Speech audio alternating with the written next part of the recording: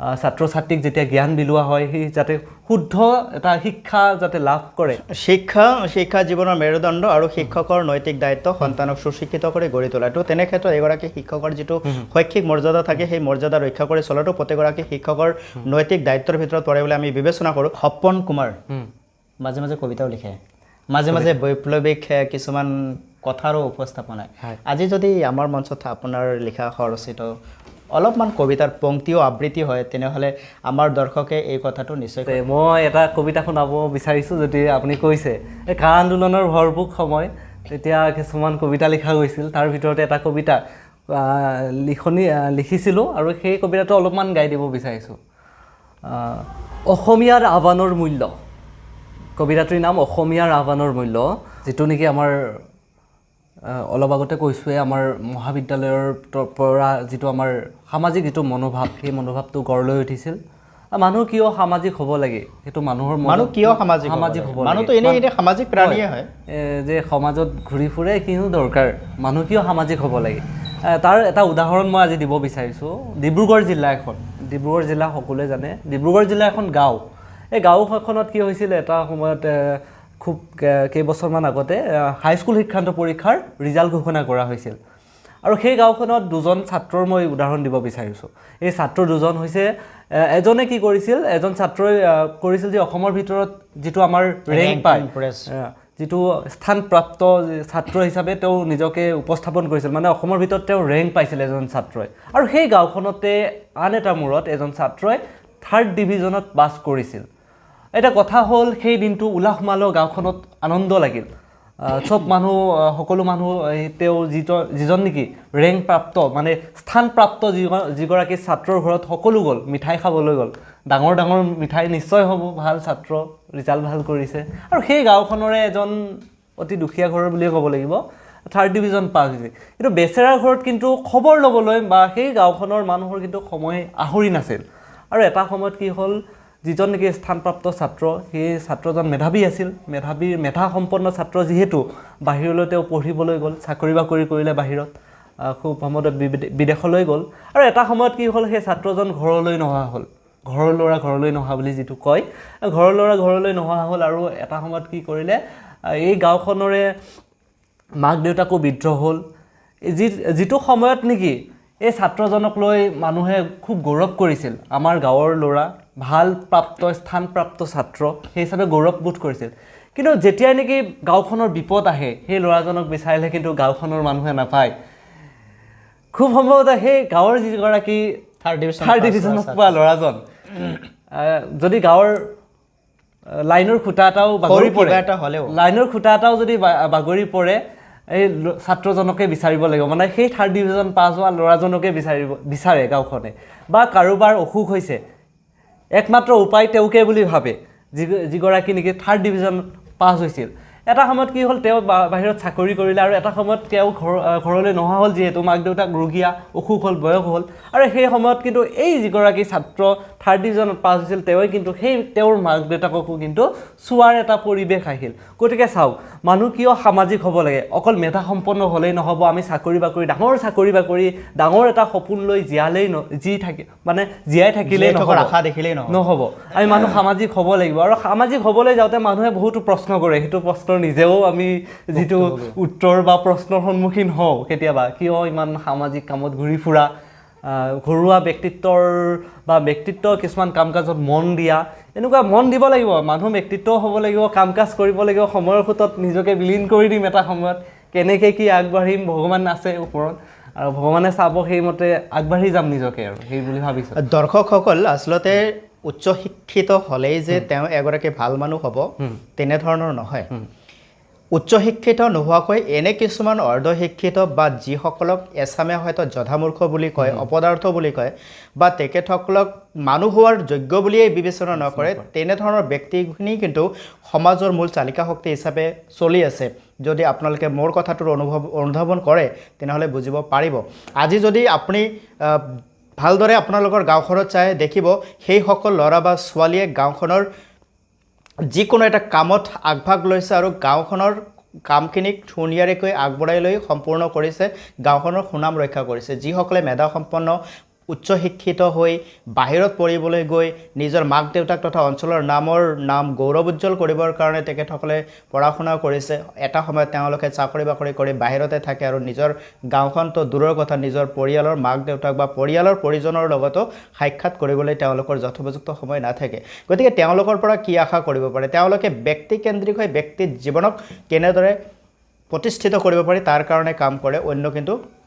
তেওঁলোকৰ হাতত বিকল্প থাকে নে নাথাকে আমি নাজানো কিন্তু তেনেধৰণৰ মনোবৃত্তি যে নাই সেই কথা কিন্তু আমি অনুধাৱন কৰিব পাৰিছোঁ নহ'লে হয়তো বৃদ্ধাশ্ৰমৰ দৰে আশ্ৰমৰ সৃষ্টি নহ'লেহেঁতেন গতিকে আমি আশা নকৰোঁ কেতিয়াও বৃদ্ধাশ্ৰম হওক আমি আশা নকৰোঁ ল'ৰা ছোৱালী উচ্চ শিক্ষিত হৈ নিজৰ পিতৃ মাতৃক পাহৰক আৰু ক'ৰবাত পথৰ দাঁতিত ক'ৰবাত বৃদ্ধাশ্ৰমৰ বাসী কৰক আমি বিচাৰিম প্ৰতিগৰাকী সন্তান উচ্চ শিক্ষিত হোৱাটো খুবেই বাঞ্ছনীয় কিন্তু তাৰ লগে লগে মানৱীয় মূল্যবোধ হেৰুৱাব নালাগে যি মাক দেউতাকে 4টা ল'ৰা ছোৱালীক পালন পোষণ কৰিব পাৰিছে সেই মাক দেউতাকক 4টা ল'ৰা ছোৱালীয়ে পালন পোষণ কৰিব নোৱাৰাটো অতিকৈ দুৰ্ভাগ্যৰ কথা এনেকুৱা দিন নাহক আমি তাকে কামনা কৰিছোঁ ল'ৰা ছোৱালীক কেৱল মাত্ৰ নম্বৰ সংগ্ৰহ কৰা এগৰাকী উচ্চ শিক্ষিত ছাত্ৰ হিচাপে তৈয়াৰ নকৰিব এগৰাকী সুসন্তান হিচাপে গঢ়িবৰ কাৰণে যিখিনি সংস্কাৰ দিব লাগে পৰিৱেশ দিব লাগে আপোনালোকে ঘৰৰ পৰা নিশ্চয়কৈ দিব ভিডিঅ'টো আমি বেছি দীঘল কৰিব নোৱাৰিম যিহেতুকে সময়ৰ আমাৰ এটা ব্যৱধান থাকে আমি জানিব খুজিম খুব সবিশেষত যে যিহেতুকে পৰিয়াল এতিয়া ছাত্ৰৰ পৰা ছাত্ৰনেতাৰ পৰা এতিয়া আহি শিক্ষক হিচাপে যি বৃত্তিতে নহওক আপুনি কৰ্ম কৰিছে জীৱন আৰু জীৱিকা চলিবৰ কাৰণে সপোন কুমাৰৰ এতিয়া পন্থা কি উপায় কি এতিয়া সপোন বুলি ক'লে সপোন বহুত ডাঙৰেই আছে সপোন ডাঙৰ মানে সপোনৰ পিছত পিছে ঘূৰিব সকলোৰে মন যায় আৰু সেই সপোনত কেতিয়াবা হয়তো আৰ্থিক দিশৰ ফালৰ পৰা হয়তো কেতিয়াবা এখোজ পিছ পৰি দিবও লগা হয় বা কেতিয়াবা এখোজ হয়তো আৰ্থিক যিটো অভাৱৰ যিটো তাগিদা এই তাগিদাত হয়তো কেতিয়াবা অলপ এখোজ আকৌ আগুৱাইও দিয়া যায় কিয় নোৱাৰিম আমি সেই এটা প্ৰশ্ন মনত আহে আৰু এতিয়া শিক্ষকতা যিটো কৈছে এটা প্ৰাইভেট ছেক্টৰত শিক্ষকতা কৰি আছোঁ নাজানো শিক্ষা লৈছোঁ শিক্ষা দিবলৈও ছাত্ৰ ছাত্ৰীক প্ৰয়াস এটা কৰিছোঁ শিক্ষা লোৱা আৰু শিক্ষা দিয়া কোনটো কঠিন শিক্ষা লোৱাটো কঠিন আৰু বিলাই দিয়াটো কিন্তু সহজ মোৰ বোধেৰে কয় আৰু যিহেতু শিক্ষা আমি যেতিয়া এটা পৰ্যায়ত ল'ম সেইটো জ্ঞানটো আমি আহৰণ কৰি লওঁ আৰু সেই জ্ঞানটো সদায় শুদ্ধ হ'ব লাগিব যিহেতু ছাত্ৰ ছাত্ৰীক যেতিয়া জ্ঞান বিলোৱা হয় সেই যাতে শুদ্ধ এটা শিক্ষা যাতে লাভ কৰে কিন্তু যেতিয়া আমি ছাত্ৰসকলক যেতিয়া পঢ়াই থাকোঁ সেই অৱস্থাত খুব ভাল লাগে মনটো আৰু তেওঁলোকক মই একচুৱেলি এই কিবা যে আগতে চেকনিৰে কোবাই সেই কোবটোৰ লগত ৰাখোঁ আৰু লগতে যিটো তেওঁলোকৰ এটা ফূৰ্তি দিব লাগে সেই ফূৰ্তিটো আমেজ আৰু যিটো এটা তাগিদা বা তেওঁলোকৰ যিটো বেতন সেইটোৰ লগত চলাই বৰ্তমান মই নিজৰ যিটো শিক্ষকতাৰ বৃত্তিটো চলাই লৈ গৈ আছোঁ ছাত্ৰ ছাত্ৰীসকলেও কিমান দূৰ ভাল পায় নাজানো মোৰ শিক্ষা যিটো চলোৱাৰ যিটো প্ৰয়াস ভাল পাব লাগে তেওঁলোকে শিক্ষা জীৱনৰ মেৰুদণ্ড আৰু শিক্ষকৰ নৈতিক দায়িত্ব সন্তানক সুশিক্ষিত কৰি গঢ়ি তোলাটো তেনে ক্ষেত্ৰত এগৰাকী শিক্ষকৰ যিটো শৈক্ষিক মৰ্যাদা থাকে সেই মৰ্যাদা ৰক্ষা কৰি চলাটো প্ৰতিগৰাকী শিক্ষকৰ নৈতিক দায়িত্বৰ ভিতৰত পৰে বুলি আমি বিবেচনা কৰোঁ গতিকে শিক্ষক যেতিয়া নিজৰ মৰ্যাদাত থাকি পেলাই ছাত্ৰ ছাত্ৰীৰ লগত মৰম স্নেহ ভাল পোৱাৰ মাজেৰে শিক্ষা প্ৰদান কৰি থাকিব তেনেহ'লে নিশ্চয়কৈ সেই শিক্ষা আমাৰ সন্তানক সুন্দৰকৈ গঢ়িবৰ কাৰণে সক্ষম হ'ব সপন কুমাৰ মাজে মাজে কবিতাও লিখে মাজে মাজে বৈপ্লৱিক কিছুমান কথাৰো উপস্থাপনায় আজি যদি আমাৰ মঞ্চত আপোনাৰ লিখা সৰচিত অলপমান কবিতাৰ পংক্তিও আবৃত্তি হয় তেনেহ'লে আমাৰ দৰ্শকে এই কথাটো নিশ্চয়কৈ বুজি পাব দৰ্শকসকল এয়া হৈছে সপন কুমাৰ ডেকা ছাত্ৰৰ পৰা ছাত্ৰনেতা শিক্ষকতা আৰু এগৰাকী সুশীল সুসন্তানৰ পৰিয়ালৰ দায়িত্ব লৈ সমাজখনৰ লগতে নিজৰ ঘৰখনক চলাবৰ কাৰণে পুৰুষাৰ্থ কৰি থকা এগৰাকী যুৱ প্ৰজন্মৰ প্ৰতিনিধি এই প্ৰতিনিধিয়ে কিন্তু বৰ্তমান সময়ত আমাৰ নিজৰ সমাজখনৰ লগতে যুৱ প্ৰজন্মৰ উত্তৰণৰ ক্ষেত্ৰত যথেষ্টখিনি অভিজ্ঞতা লৈ আগবাঢ়িছে অভিজ্ঞতা বুটলিবলৈ যত্ন কৰিছে গতিকে আপোনালোকৰ যদি জ্ঞাতাৰ্থে কিবা আছে তেনেহ'লে নিশ্চয়কৈ সপন কুমাৰৰ লগত আপুনি যোগাযোগ কৰিব আৰু সপন কুমাৰৰ যদি কিবা আপোনালোকে ভুল দেখে তেনেহ'লে নিশ্চয়কৈ আঙুলিয়াই দিব নিশ্চয়কৈ সপনে সেইখিনি সংশোধন কৰি আগবাঢ়িব ব্যক্তিত্বৰ চিনাকি অনুষ্ঠানৰ যোগেদি আমি ইয়াকেই ক'ব বিচাৰিছোঁ যে এই ব্যক্তিত্বৰ চিনাকিয়ে যদি কাৰোবাক সমাজখনত এটি প্ৰতিষ্ঠা দিয়ে আৰু ইয়াৰ যোগেদি যদি সমাজখনৰ অলপো হিত হয় দুই এটা অনুভৱ শুনাৰ পিছত তেনেহ'লে আমাৰ অনুষ্ঠানটো সফল হ'ব আহক আমি পুনৰবাৰ গৈছোঁ যিহেতুকে এগৰাকী সৰচিত কবি বুলিও ক'ব লাগিব গতিকে আমি কবিতা শুনো তাৰপিছত কবি হয়নে নহয় আপোনালোকে বিচাৰ কৰিব কমেণ্ট ছেকশ্যনত জনাব যদি উৎসাহিত কৰে তেনেহ'লে নিশ্চয়কৈ আৰু সুন্দৰ কবিতা হয়তো সৃষ্টি হ'ব পাৰে আমি এতিয়া শুনিম কবিতা ঠিক আছে মই এটা কবিতা শুনাব বিচাৰিছোঁ যদি আপুনি কৈছে এই কা আন্দোলনৰ ভৰপূৰ সময় তেতিয়া কিছুমান কবিতা লিখা গৈছিল তাৰ ভিতৰতে এটা কবিতা লিখিছিলোঁ আৰু সেই কবিতাটো অলপমান গাই দিব বিচাৰিছোঁ অসমীয়াৰ আহ্বানৰ মূল্য কবিতাটোৰ নাম অসমীয়াৰ আহ্বানৰ মূল্য মই কবিতাটো পাঠ কৰিব ওলাইছোঁ হে মোৰ খিৰণ দিয়া অসমীয়া তোমালোকেইতো কোৱা বোপাই জাতি মাটি ভেটি ৰক্ষাৰ কথা নিজৰ জন্মভূমিতে কিয় দিবলগীয়া হ'ল নিজৰ পৰিচয় এটা আন্দোলন বিদ্ৰোহ অনশন আজি স্বাভাৱিক আন্দোলন বিদ্ৰোহৰ ভাষাও কিন্তু আজি নিৰুত্তৰ নিজৰ মানুহেই বোপাই অচিনাকি হৈছে শ্বহীদৰ কেঁচা তেজক যেন আমি পাহৰি পেলাইছোঁ বহিৰাগত বিদেশীকো আমি স্বদেশী বনাইছোঁ কত আন্দোলন কত ডেকা অসমীয়াই দিছিল বলিদান নিজৰ অস্তিত্ব ৰক্ষাৰ বাবে কিন্তু আজি আমি কৰিছোঁ কি কৰিব বিচাৰিছোঁ কি এয়াই নেকি আমাৰ কৰ্ম আমাৰ ধৰ্ম স্বাধীনতাৰ দাবীত স্বাধীন অসমৰ দাবীত এছাম অসমীয়া ওলাই গ'ল অৰণ্যলৈ এছাম অসমীয়া গ'ল আকৌ ৰাজনীতিলৈ ৰাজনীতিৰ প্ৰাকচক্ৰত পৰি নিজক পাহৰি গ'ল বোপাই নিজৰ জন্মভূমি অসম বুলি পাহৰি নাযাবি বোপাই আমিও তোমাৰ এই ভাই এয়াই সময় বোপাই নিজক চিনি পোৱাৰ নহ'লে দেখোন সময়বোৰ বৰ আগুৱাই গৈ আছে এয়াই আহ্বান অসমীয়াৰ আহ্বান বৰ সুন্দৰ এটি কবিতা কা আন্দোলনৰ সময়ত যিটো পৰিস্থিতি যিটো বিভীষিকাই ছাত্ৰসকলক উদ্বেলিত কৰিছিল ৰাজপথলৈ ওলাই আহিবৰ কাৰণে বাধ্য কৰিছিল তেনে এক সময়ৰ জটিল সন্দেহখনত সপন কুমাৰ ডেকাৰ কলমেৰে নিগৰি অহা এটি কবিতা আৰু এই কবিতা আজি আমি আপোনালোকক শুনাইছোঁ অৰ্থাৎ সপন কুমাৰৰ মাজত লুকাই থকা কবি সত্তাক আপোনালোকৰ মাজত চিনাকি কৰিবলৈ প্ৰয়াস কৰিছোঁ সকলোৰে শেষত এগৰাকী যুৱ প্ৰজন্মৰ প্ৰতিনিধি হিচাপে আমাৰ যুৱ প্ৰজন্মক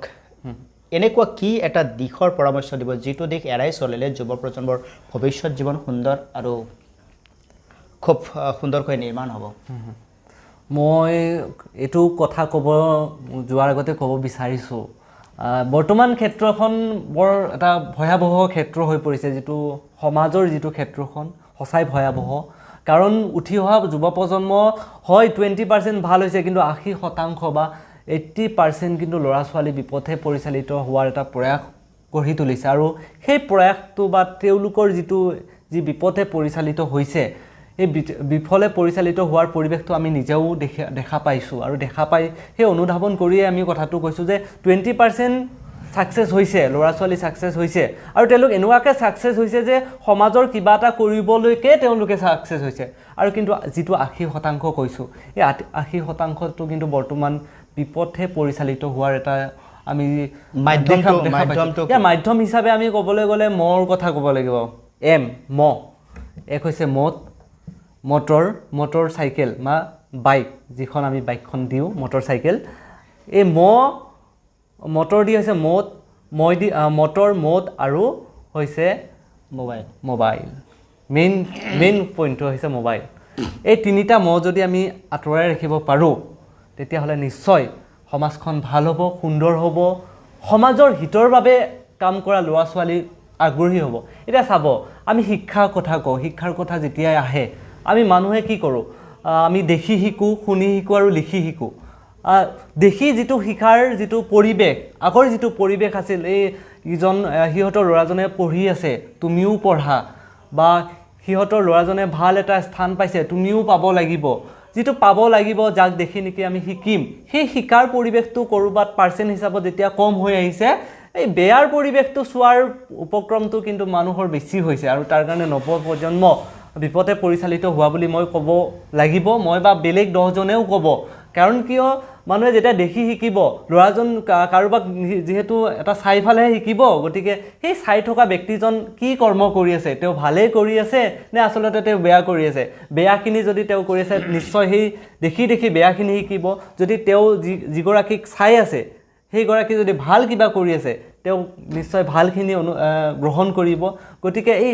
ভালৰ সংখ্যাটো কমি গৈছে যিহেতু বেয়াৰ সংখ্যাটো বাঢ়ি গৈছে সেইকাৰণে নৱপ্ৰজন্মও কিন্তু এই মুহূৰ্তত বা এইখিনি সময়ত কিন্তু বিপথে পৰিচালিত হোৱাৰ যিটো উপক্ৰম সেইটো আৰম্ভণি হৈছে বুলি ক'ব লাগিব আমি ধন্যবাদ জ্ঞাপন কৰিছোঁ এইখিনি সময় দিয়াৰ কাৰণে আৰু মূল্যৱান বক্তব্য আৰু মন্তব্য আগবঢ়াবৰ কাৰণে মোৰ লগত আছিল আজিৰ অতিথি শ্ৰী স্বপন কুমাৰ ডেকা ছাত্ৰ নেতা সমাজকৰ্মী এগৰাকী শিক্ষক আৰু ইয়াৰ মাজতে এগৰাকী কবি হিচাপে নিজকো খ্যাতি দিবৰ কাৰণে সক্ষম হৈছে আপোনালোকক মই সামৰণিত ক'ব খুজিছোঁ যে আমি যদি জীৱন ধ্বংসৰ কেইটামান মূল বস্তু এৰাই চলোঁ তেনেহ'লে জীৱন উন্নতিৰ পথত আগবাঢ়িব সেইকেইটা হৈছে মদ মানে অহংকাৰ মদ মানে সুৰা মটৰ চাইকেল এই বাইকৰ প্ৰতি যিটো আসক্ত আমাৰ সন্তানক আমি তেওঁলোকৰ দাবী পূৰণ কৰিবৰ কাৰণে স্কুলৰ পৰা কলেজলৈকে যাবলৈ তেখেতসকলৰ চাহিদা পূৰণৰ অৰ্থে আমি মটৰ চাইকেল দিছোঁ যাক যেনেদৰে সামৰ্থ্য হয় আৰু সেই মটৰ চাইকেল পোৱাৰ পিছত কিন্তু তেখেতসকলৰ নিজৰ যিটো গতি সেই গতিটো কিন্তু দুৰ্বাৰ হৈছে যি দুৰ্বাৰ গতি এই সময়ত উচিত নহয় আৰু সেয়াই কিন্তু বিপদ ঘণ্টা মাতি আনিছে 3 মোবাইল বৰ্তমান সময়ত এডিক্ট বুলি ক'ব লাগিব আৰু মোবাইলত প্ৰত্যেকগৰাকী সন্তান এতিয়া ব্যস্ত চাহে কাৰ্টুন চোৱাত হওক মোবাইল গেমিঙত হওক অথবা ৰিলছ বনোৱাত হওক কিন্তু বৰ্তমান সময়ত যদি আমি চাওঁ ছ'চিয়েল মিডিয়া যিহেতুকে আমাক চাৰিওফালৰ পৰা গেৰি ধৰিছে মোবাইলটোৰ ভিতৰত আমি যিটো আৰ্ডেঞ্চিৰ মোবাইলৰ ভিতৰত যেতিয়া আমি গোটেই পৃথিৱীখনক চাব পাৰিছোঁ গোটেই পৃথিৱীখনক আমি শুনিব পাৰিছোঁ ইটো সিটো হোৱা ঘটনা পৰিঘটনা আমি সাক্ষাৎ ল'ব পাৰিছোঁ সেই ভিতৰত আমি কিমানজনে কোনটো পৰিৱেশত এই কামবিলাক কৰিছোঁ সেই পৰিৱেশে কিন্তু দেখি শিকা শুনি শিকা আৰু লিখি শিকা গোটেইখিনি কথা নিৰ্ভৰ কৰিছে গতিকে যিটো দেখিছে সেইটো শিকি আছে আৰু তাত যিখিনি শুনিব সেইখিনিও শিকিব আৰু তাৰ ভিতৰত যিখিনি আপুনি কমেণ্টছ লিখিব যিখিনি আপুনি পোষ্ট লিখিব সেই পোষ্টখিনি লেখাখিনি পঢ়ি উঠিও কিন্তু বহুতে শিকিব গতিকে আমি মনত কৰা উচিত যে আমাৰ যুৱ প্ৰজন্মৰ ভৱিষ্যত যদি সুন্দৰকৈ নিৰ্মাণ কৰিব বিচাৰোঁ তেনেহ'লে প্ৰত্যেকগৰাকী ব্যক্তি দায়িত্বশীল হ'ব লাগিব আৰু নিজৰ দায়িত্ব বুজিব লাগিব নিজৰ পিতৃ মাতৃ যেনেদৰে নিজৰ সন্তানক সদায় সুসন্তান হিচাপে কৰিবলৈ চেষ্টা কৰে এগৰাকী ভাল সুনাগৰিক কৰিবৰ কাৰণে চেষ্টা কৰে উচ্চ শিক্ষাৰে শিক্ষিত কৰিবলৈ যত্ন কৰে ঠিক একেদৰে অন্যৰ মাক দেউতাকৰ সন্তানক যদি একেধৰণে ভাবিবলৈ আৰম্ভ কৰে তেনেহ'লে কিন্তু আমাৰ সমাজখন বেছি সুন্দৰ হ'ব কিন্তু যদি নিজৰ সন্তানৰ উন্নতিৰ কথাটোৱে চিন্তা কৰি অন্যৰ সন্তানক গুৰুত্ব দিয়া নাযায় বা অন্যৰ সন্তানক প্ৰতিযোগী বা প্ৰতিদ্বন্দ্বী হিচাপে যদি মানি লৈ তেওঁৰ সন্তানক আগবাঢ়িবলৈ কোৱা হয় তেনেহ'লে কিন্তু আমাৰ মাজত সেই বিবাদৰ প্ৰাচীৰ সৰুৰে পৰাই গঢ়ি উঠিব যি বিবাদে এটা সময়ত আমাক সম্পূৰ্ণৰূপে বিপদগ্ৰস্ত কৰিব গতিকে তেনে এখন সমাজৰ আমাৰ কাম্য নহয় আমি বিচাৰোঁ সাম্যভাৱেৰে তৈয়াৰী এখন মানৱ সম্পদৰ নিৰ্মাণৰ সমাজ যিখন সমাজত আমি সুখ শান্তি আনন্দৰ সৈতে বসতি কৰিব পাৰিম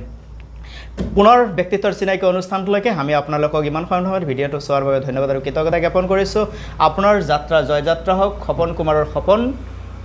দুৰন্ত হওক আৰু এই সপন পূৰণ হওক ব্যক্তিত্বৰ চিনাকি অনুষ্ঠানত আজি উপস্থিত হৈছে কি ক'ব এই অনুষ্ঠানটো সম্পৰ্কে আপোনাৰ বক্তব্যৰে আজিৰ অনুষ্ঠানটো আমি সামৰিম আপোনালোকে শুনক ব্যক্তিত্বৰ চিনাকি অনুষ্ঠান সম্পৰ্কে সপন কুমাৰে কি কয় তেতিয়ালৈকে মই যতীন্দ্ৰনাথ কৃষ্ণ দাস আপোনালোকৰ পৰা বিদায় লৈছোঁ নমস্কাৰ শেষত এই অনুষ্ঠানটোৰ কথা এনেকৈ ক'ব বিচাৰিছোঁ আমি একেলগে আছিলোঁ একেলগে আছোঁ একেলগে থাকিম হাতে হাত ধৰি আগবাঢ়িম সফলতাৰ আকাশ চুনিম ধন্যবাদ